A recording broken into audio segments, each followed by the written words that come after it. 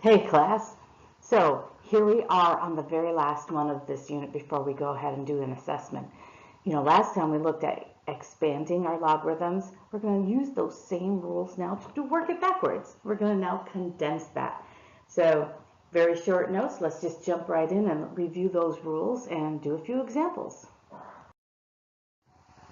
Okay, so listed right here are the rules that we learned the last time. We've got the product rule, the quotient rule, and the power rule. But this time, instead of starting here and going to this, we're going to start with this one and condense it and go that direction. So let's go ahead, and we're going to do that with all of them. Let's go ahead and just do a few. So here's the first one.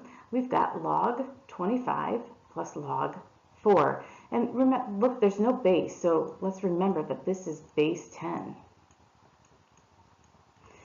So we're adding, and that is part of our product rule. So we're going to condense this by saying it's log of 25 times 4, which, when we do 25 times 4, it's log of 100.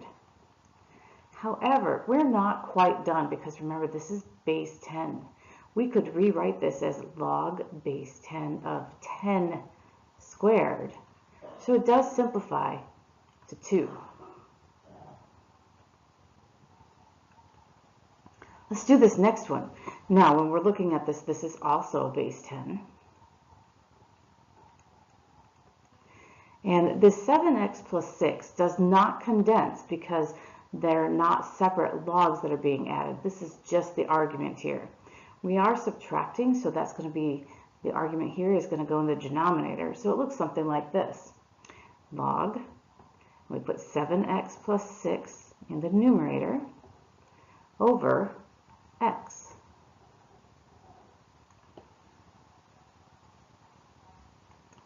And that's as simple as that one gets. We're going to add a few more things and get a little more complicated as we go along. This one incorporates the power rule. So I'm going to take care of those powers first. I'm going to make these coefficients be the powers of our arguments.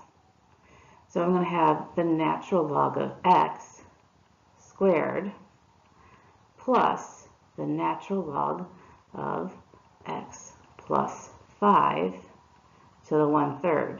Or I could write that as the cube root of x plus 5.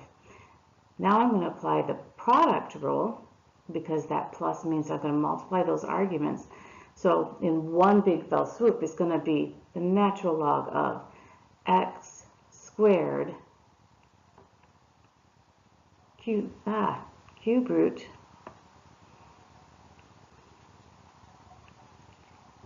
of x plus 5. There we go. Oh, this last one has 3 terms. Let's first take care of those coefficients. I'm going to pull this out a little bit here.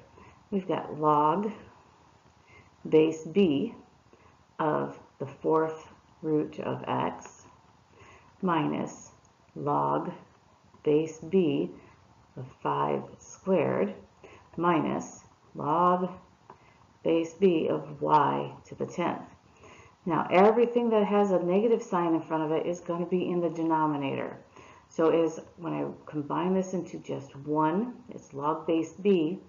The 4th root of x goes in the numerator.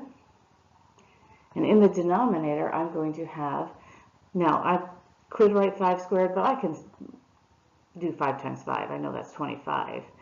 And then y to the 10th. And that's all there is to it, to those. So you'll do a few of these, and I think you've got it.